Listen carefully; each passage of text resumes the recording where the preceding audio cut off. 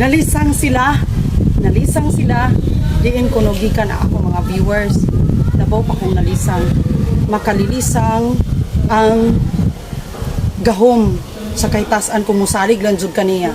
Kung karong mga panahon na kasi sa sitwasyon nga wag mo gusto wani mo panganduya pero wala kay choice. Kung dili magpaka-strong na lang. Always remember mga igsoon nga bisan pag nagbaha ang imong mga pag-antos o mga paglutos, gisaway ka, giistoryahan ka, gilibak ka ining kinabuhi o pulos na lang mga kasakit ang imuhang nadungog. Dasig igsuon kay ngano magluno pud ang grasya nga maabot sa imuha. They can stop you. They can stop you from receiving the gifts, the graces of good health and abundance, labi na gid ang strength nga ihatag ipadangat kanimo sa labahong makagagahom sa taas. Gaya na lang ingon ani, nag-craving ko while naagi ko dito sa mong silingan. Nakaagi ko ini niya, ningon ko nga mapalit ko. But in a sudden, naabot ang tag-iya kay dili man dayto sila tag-iya.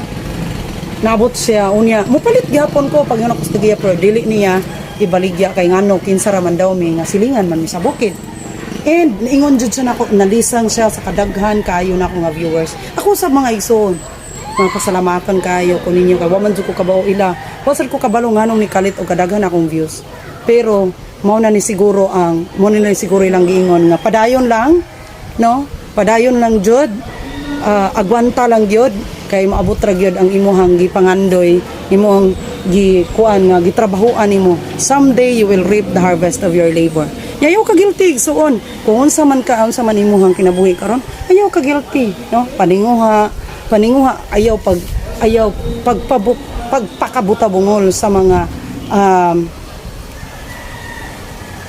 panglutos, no? Pagpakabuta bungol sa mga istorya nga dili makaayo sa imuhang galamhan.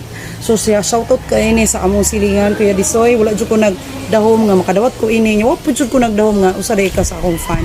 Thank you so much kuya, wa ko ga tuod jud nga kanang kuanday ka na ko viewer dai ka na ko.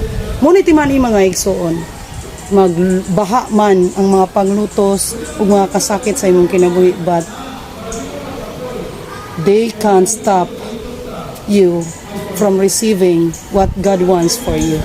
Maayong pagpanion. Mga igsoon, maayo ra jud gihapon kaayo kung bulahan gid kay ka kung kabalo kang mo trabaho. Di ka mapilig trabaho basta kay makakaon lang ka, maluwas, malinawon ka, nindot nga trabaho. No? Dili kinahanglan nga kuan kaayo imong trabaho. White collar jobs. Basta isag kuan ra ka gunot tigsuon. Kung kabalo kang manginabuhi, di ka magutman. Pero kung nagsigi kag salig sa imong trabaho, ang imuharang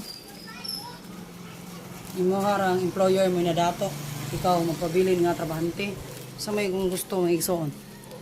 Diri na po na. Bulan gyud to ang kabalo kang trabaho, bisag unsa nga trabaho, no?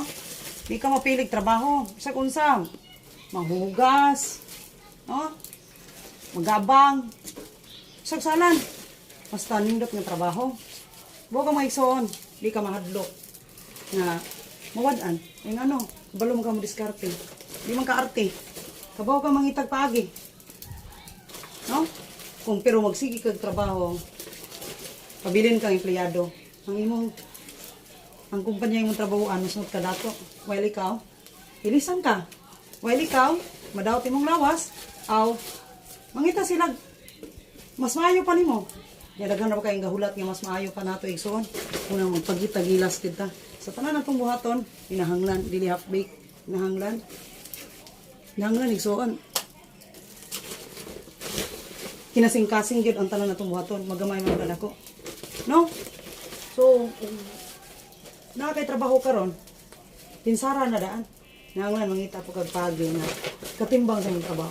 Mabulahan og kapuyan ka, wala na og ganahan kang mag pahaway, at least na kay kapuntahan. Ano na siya? Ano ra gid ang life? Sige na, igo na.